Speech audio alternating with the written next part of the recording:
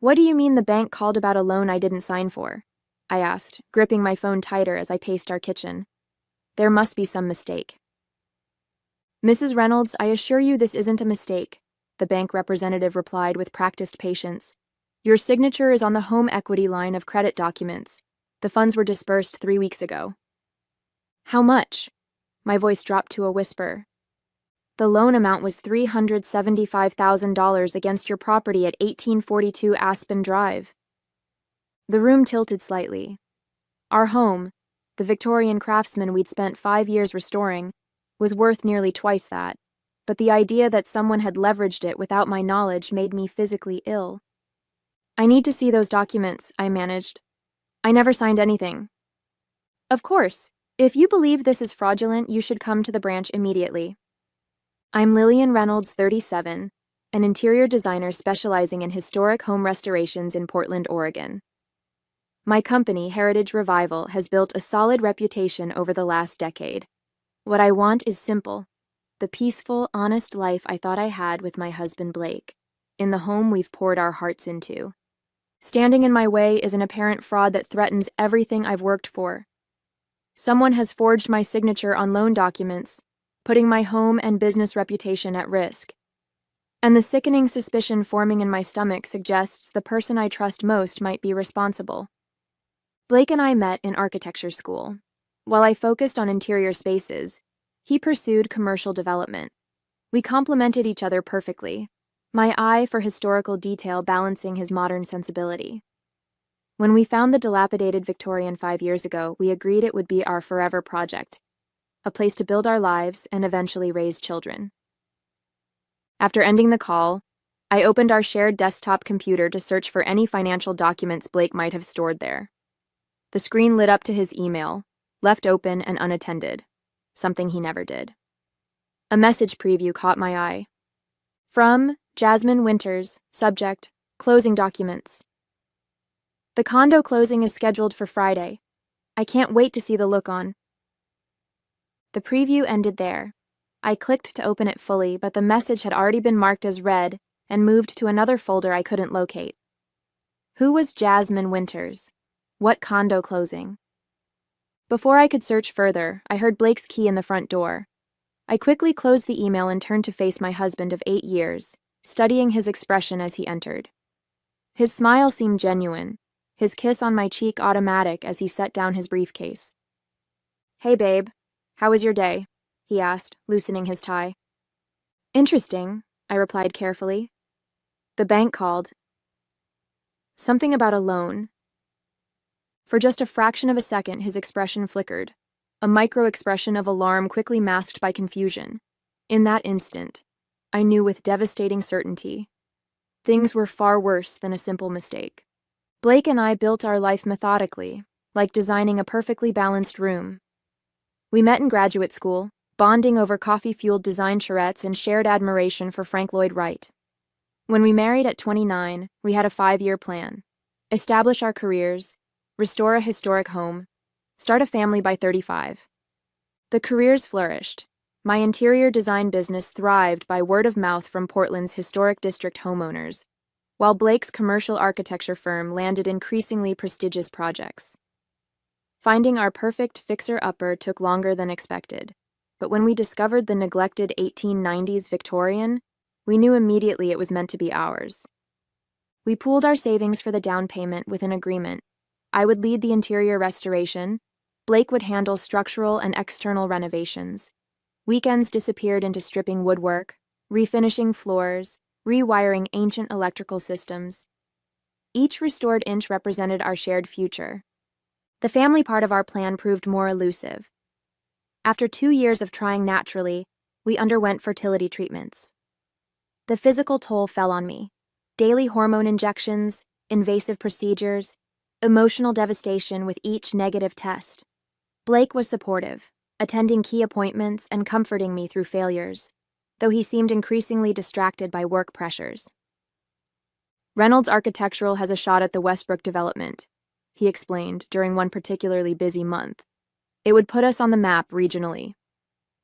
I supported his ambition, often handling house projects alone while he worked late. The pursuit of both our dreams required sacrifice, and I believed we were in it together. Looking back, I see warning signs I chose to ignore. The unexplained weekend site visits that left no mud on his boots, the sudden password protection on his phone, credit card statements he insisted on handling personally, the decreasing physical intimacy attributed to stress and timing. I've always been the practical one, Blake often reminded me when questioned about financial decisions. Trust me to handle this part. And I did trust him, completely. When my design studio faced pandemic-related cancellations last year, Blake covered our mortgage for 3 months, waving away my concerns about repayment. "What's mine is yours," he'd said. Despite these reassurances, subtle shifts occurred. He began questioning my business expenses, suggesting my studio renovation had been extravagant. He proposed we delay our planned kitchen remodel, citing market uncertainty.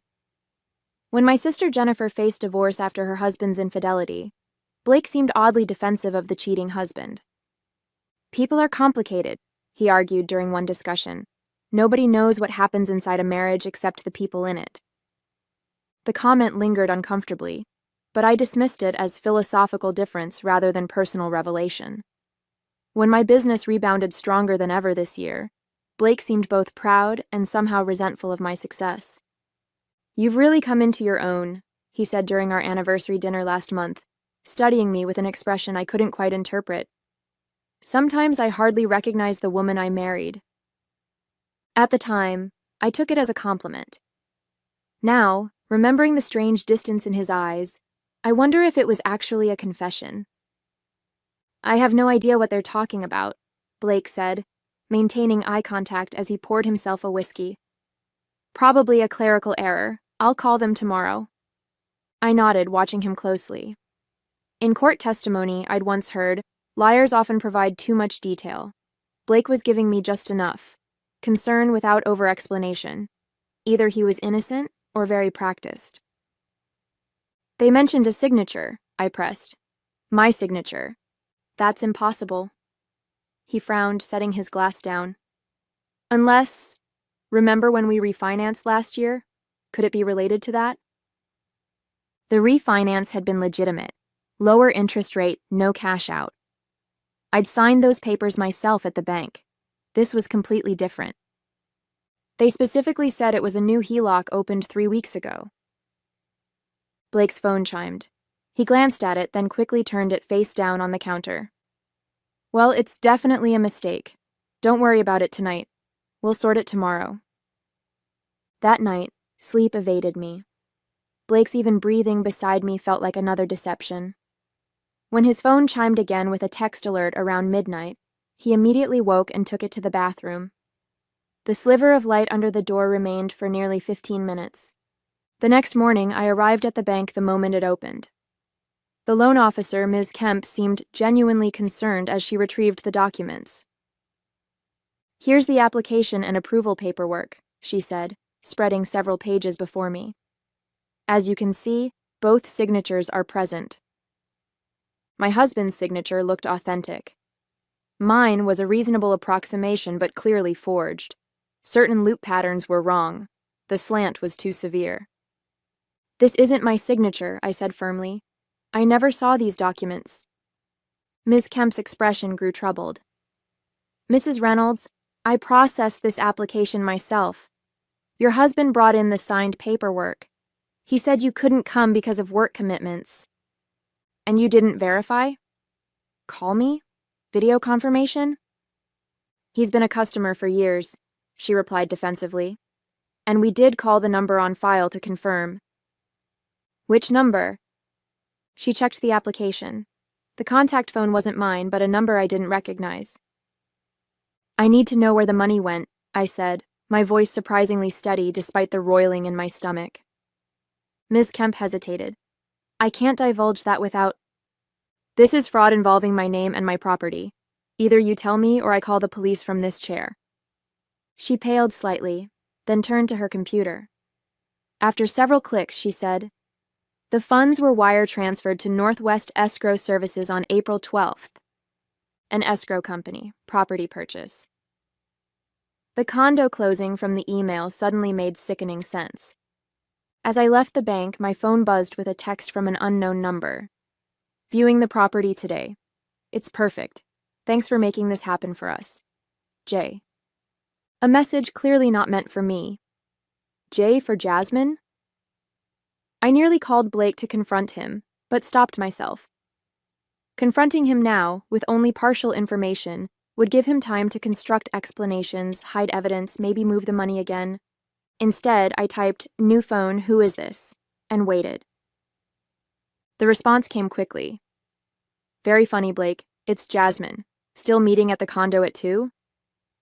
I stared at my phone, the final piece clicking into place. There was no mistake, no misunderstanding. While I'd been designing our dream home, my husband had been designing his escape, with another woman, using our home equity to fund their love nest. My fingers hovered over the keyboard, trembling slightly. Part of me wanted to explode, to unleash years of accumulated trust in a volcanic text of rage and betrayal. But the designer in me, the planner, the visualizer, knew better. This required precision, not passion. I needed more information before deciding my next move. For now, I simply turned off my phone and drove to my studio, mind racing with implications and possibilities. One thing was certain: the life I thought I had was over. What came next would depend entirely on what I discovered in the coming hours. At my studio, I searched property records for recent transactions involving Northwest Escrow. Nothing under Blake's name appeared, but a pending sale to Jasmine Winters jumped out immediately. A 2-bedroom condo in Pearl District for $368,000. Almost exactly the loan amount. I needed proof connecting Blake to this purchase. Confronting him with suspicions would only yield denials. I needed evidence that would crumble his defenses, that would make lying futile. Around noon, I returned home, knowing Blake would be at a client meeting. Our shared desktop contained years of financial documents. Surely some trail existed. But when I attempted to access our cloud storage, the password had been changed. Likewise, our shared spreadsheets for household finances were suddenly not found. Blake was erasing his digital footprint. I called our accountant, Martin, with whom we'd filed taxes for years. "Lillian, perfect timing. I was about to call Blake back about the documentation for that investment property. Did he find the purchase agreement?" My breath caught. Investment property? The condo he mentioned buying as a rental. He called yesterday about how to structure it for tax purposes.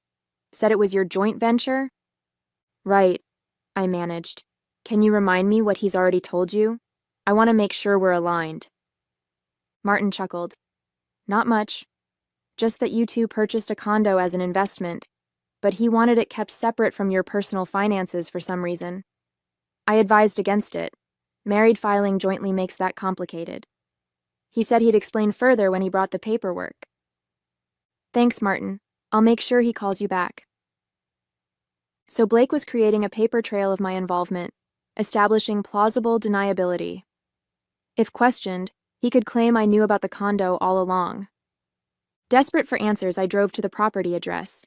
The modern high-rise contrasted sharply with our lovingly restored Victorian, all glass and steel where our home was wood and warm brick. I parked across the street, watching the entrance, unsure what I was even hoping to see. At precisely 2 p.m., a sleek black Audi pulled up. Blake stepped out, checking his reflection in the glass door before entering the building. 20 minutes later, a woman with long dark hair arrived. Athletic, polished, at least 10 years younger than me.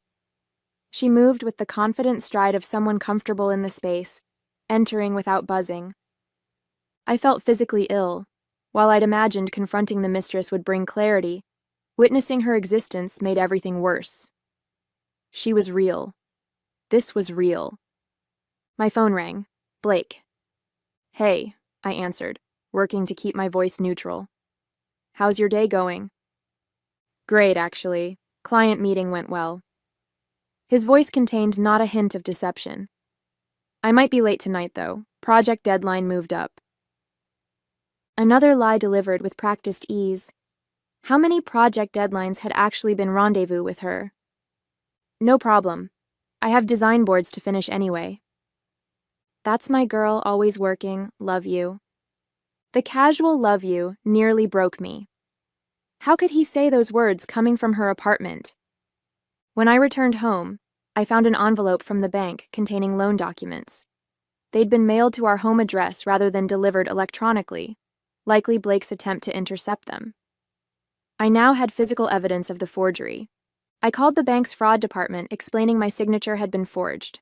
They opened an investigation immediately, putting a freeze on the remaining loan funds, approximately $7,000 that hadn't yet been disbursed. That evening, Blake texted that he'd be working late at the office. I replied with a simple, "Okay," then drove to his office building. The lights were off, the parking lot empty. His car was nowhere to be seen. A small, irrational hope I'd been harboring, that there was some explanation beyond the obvious, finally died. When he returned home near midnight, I pretended to be asleep.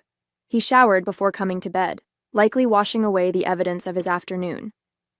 As he settled in beside me, his phone chimed with a text. He read it, chuckling softly to himself in the darkness.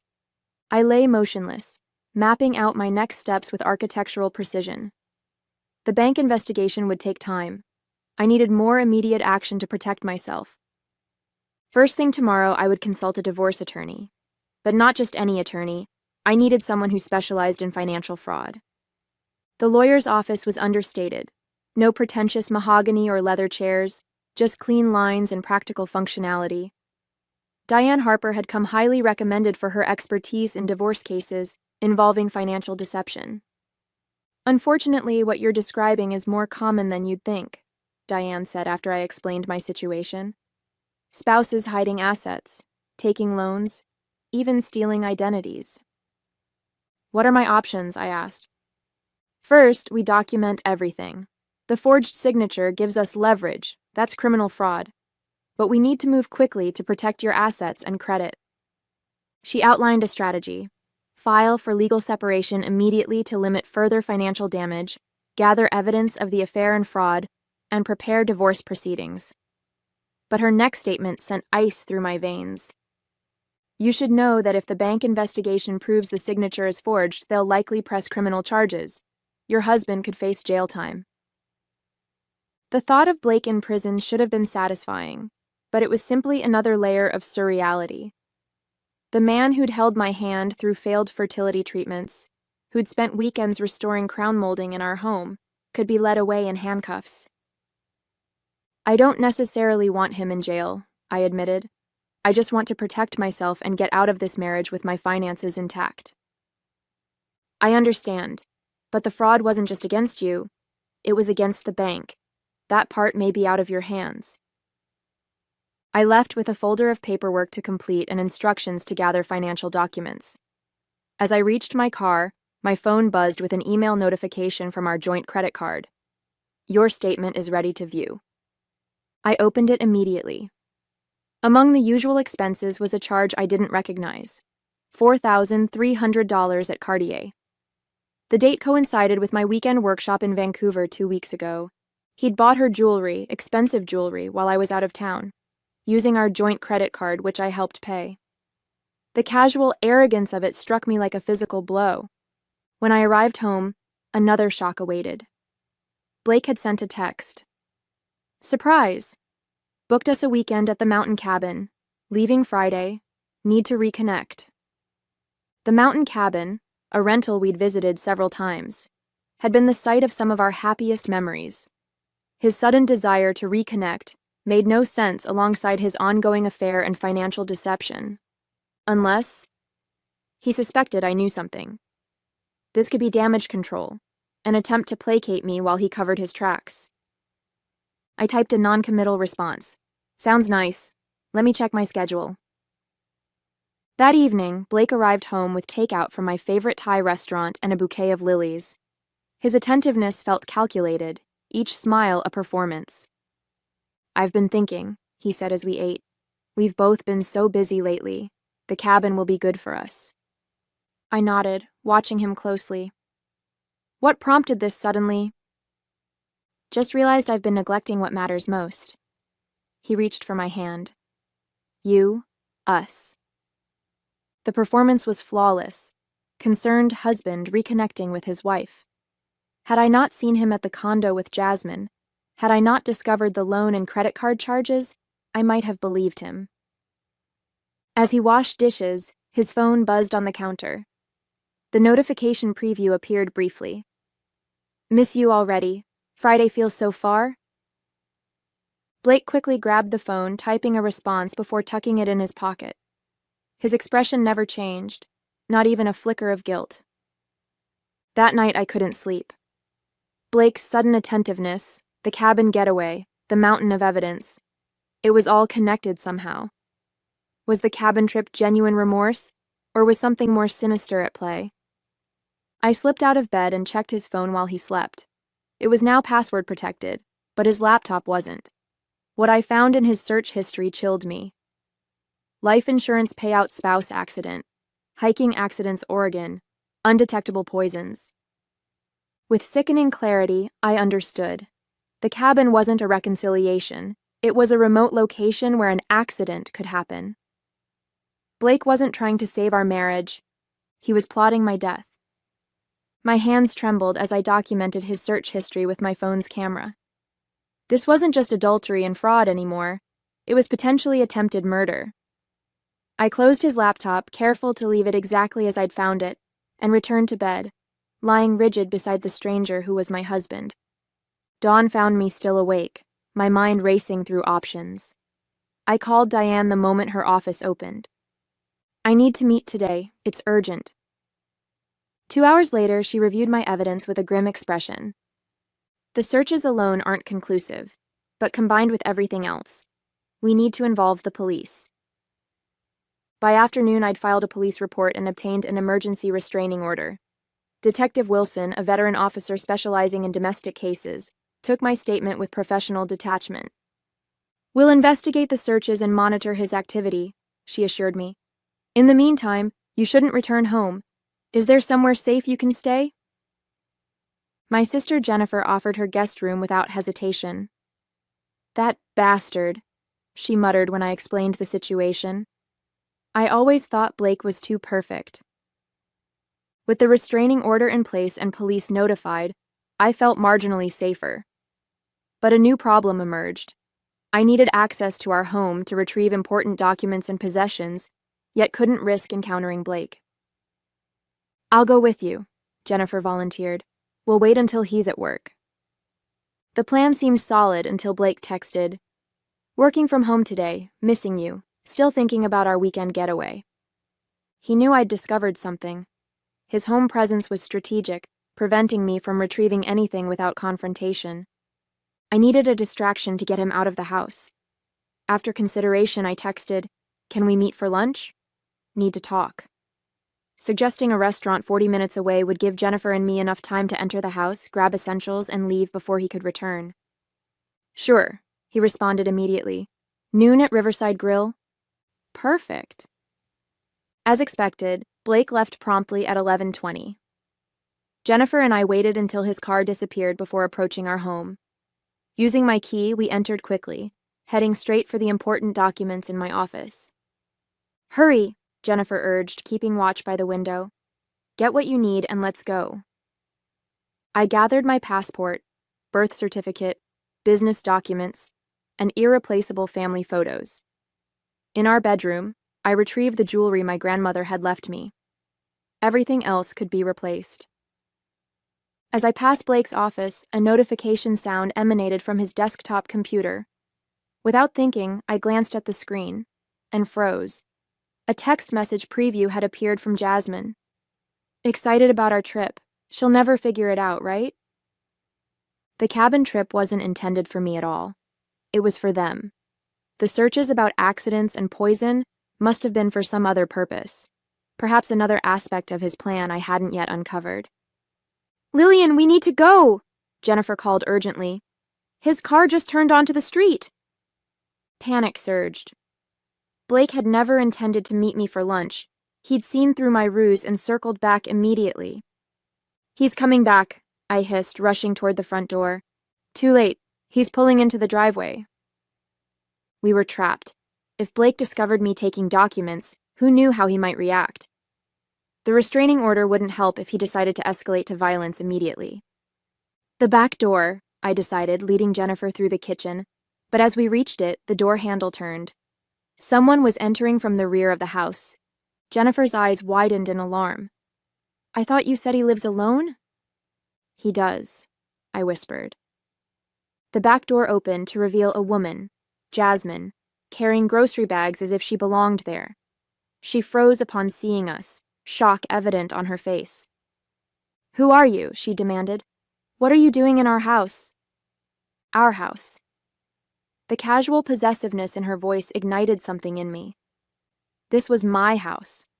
The one I'd restored room by room, the one with my name on the deed, the one they'd leveraged for their affair. Before I could respond, the front door opened. Blake called out, "Babe? You here already? I grabbed champagne for—" He rounded the corner and stopped abruptly, faced with an impossible tableau. His wife, his sister-in-law, and his mistress, all standing in the kitchen he'd promised to remodel for me years ago. For a long moment, nobody spoke. Then my phone buzzed with an incoming text. From Blake's number. She'll never figure it out. A message clearly meant for Jasmine, sent to me by mistake. The text notification illuminated my phone screen for all to see. My sister glanced at it, then at me, her expression shifting from fear to indignation. Wrong number, dear, I said, holding Blake's gaze as I typed the response. His phone chimed. The color drained from his face as he checked the message, realization dawning that he'd just texted his secret to the very person he was hiding it from. Lillian, I can explain, he began. Let me help you, I interrupted, my voice eerily calm. You forged my signature on a home equity loan for $375,000. You used that money to buy a condo for your girlfriend. You charged a $4,300 Cartier purchase to our joint credit card. And you researched ways to make my death look accidental. Jasmine's head snapped toward Blake. What is she talking about? What death? She's confused, Blake stammered. Lillian, you're not thinking clearly. The police have your search history, I continued, along with evidence of identity theft and bank fraud. There's a restraining order against you, which you're violating right now. As if on cue, sirens wailed in the distance. Detective Wilson had promised to drive by periodically to ensure my safety during document retrieval.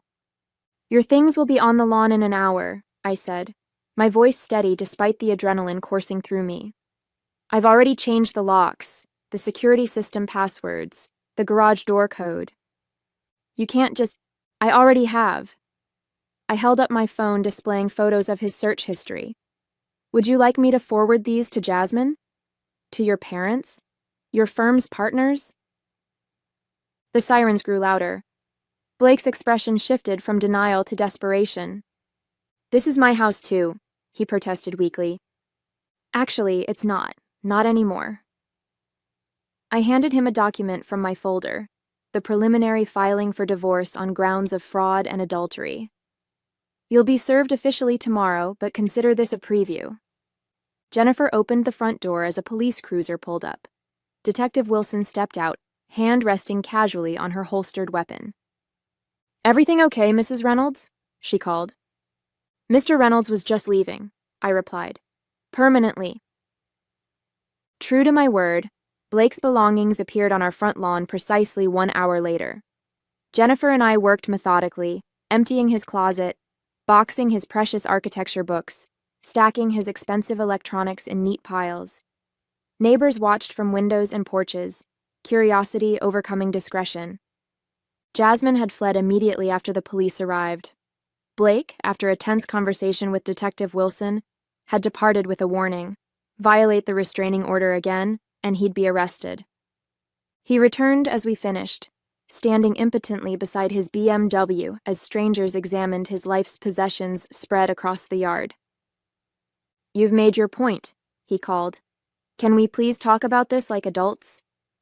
I didn't respond, instead tossing his monogrammed robe onto the growing pile. This isn't fair, he tried again. That loan was for us, for our future. Our future? I finally turned to face him. Which part? The part where I die in a hiking accident? Or the part where you move your girlfriend into my house? His face contorted. You're twisting everything. I never... Save it for your attorney, Blake. You'll need a good one. 6 months later, the divorce was finalized. The bank's fraud investigation had provided irrefutable evidence of Blake's deception, resulting in criminal charges. Rather than risk trial, he accepted a plea deal, financial restitution, probation, and a permanent mark on his record. His architectural firm, unwilling to associate with scandal, asked for his resignation. The condo purchased with the fraudulent loan was sold to repay the bank. The remaining debt, nearly $60,000 after the sale, became Blake's sole responsibility. The marriage's dissolution left him with little beyond his BMW and the clothes on his back. As for me, I kept the house, purged of his presence and redecorated to my taste alone. My business thrived as clients, hearing fragments of my story, sought my expertise in transforming spaces after life's unexpected renovations. Standing in my newly designed living room, I realized Blake had unwittingly given me a gift. In attempting to destroy what we'd built, he had forced me to rebuild something stronger, a life designed entirely by my own hand, secured with the wisdom that comes from weathering betrayal and emerging intact. And I would never again share my foundation with someone who might undermine it. Whatever I built next would be on solid ground, with clear eyes and careful planning. After all, that's what good designers do.